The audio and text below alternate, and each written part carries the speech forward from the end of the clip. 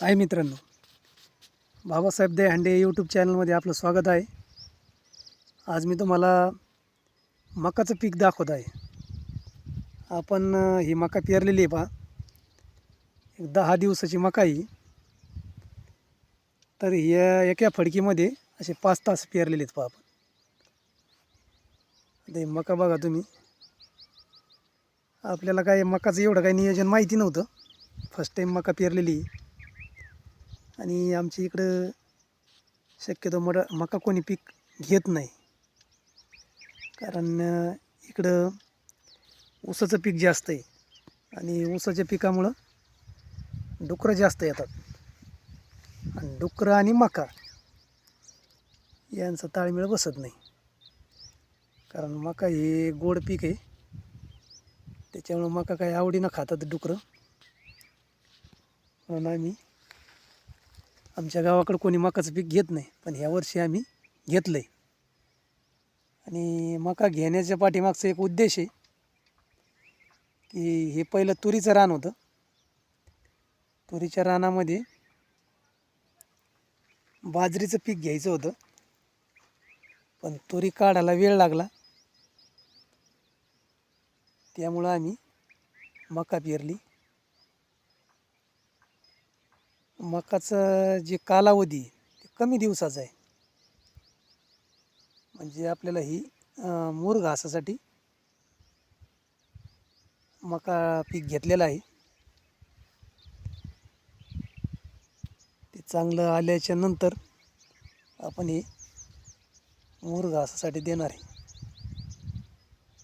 आता ह्या पिकाचं डुकरापासून कसं संरक्षण करायचं, तर त्यासाठी आपण ह्या साईडला अशा खोडक्या आहे बघा, पुढं अशा काट्याच्या फांद्या टाकलेल्या आहेत डुकरं येऊ नये म्हणून. असं पूर्ण साईडनं काट्याच्या फांद्या आहेत. तरी पण डुकरं कुठून ना कुठून रस्ता काढत असतात बघा. आणि ह्या साईडला आपण हे जे दिसतंय समोर तुम्हाला जे बांध, तर तिकडून खोडक्याचा वापर केलेला आहे. कारण खोडक्या आपण ट्रॅक्टरनं काढल्या होत्या आणि ट्रॅक्टरनं काढल्यामुळं जेवढी काय खोडकी निघन तेवढी आपण बांधाच्या ह्या साईडला वापरलेली. पलीकडून एक खोडक्याचं ताश आहे, अलीकडून एक खोडक्याचं ताश आहे आणि दोन्हीच्या मध्ये उपटलेल्या खोडक्या आहेत पहा. म्हणजे खोडकी पलीकडे बी जात नाही आणि अलीकडे पण येत नाही. या बांधाला पूर्णपणे आपण खोडकीचा वापर केलेला आहे पहा. समोरून पण तसंच केलेलं आहे आपण, तिकडून पण तशीच खोडकी वापरलेली. थोडंसं आणखीन ही बाजू बाकी आहे, तर आपण ह्या बाजूनं तार लावणार आहे. म्हणजे डुकरापासून आपल्याला मकाचं संरक्षण करायचं. आपण एका दिवसामध्ये जेवढं ह्या मकाला पाणी बसलं आहे बघा, तेवढी मका एवढ्या वाढीची आहे. ते पुढच्या प्लॉटमध्ये दिसतंय का तुम्हाला, तर तिथं आणखीन मका काही मोठी दिसत नाही, थोडीशी उगलेली आहे. पण इतर पिकापेक्षा मकाला थोडी वाढ जास्त आहे. इथं मका पेरल्याच्या नंतर जास्त पारवे पक्षी मकाला उकरू उकरू खातात पहा. त्यासाठी दोन्ही टायमाला येऊन त्याची काळजी घ्यावी लागते.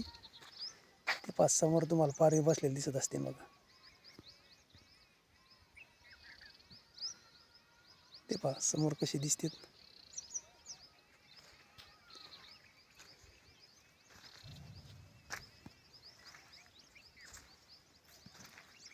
चला बघू आपण मका ही कशी काय येते नेमकी. फर्स्ट टाईम आहे आपला आणि कोणती गोष्ट केल्याशिवाय समजत नाही नेमकं माणसाला. त्याच्यापासून फायदे किती, नुकसान किती, खर्च किती येतोय पिकाला, करायचा आपले प्रयत्न आहे. पुढच्या व्हिडिओमध्ये तुम्हाला ह्या मकामध्ये आणखीन 8 दिवसामध्ये काय बदल होतात ते दाखवत जाऊ.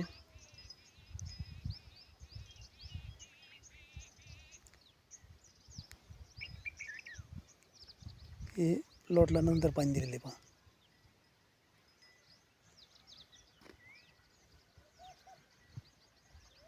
बाकी मित्रांनो, जय हिंद, जय महाराष्ट्र. थँक्यू.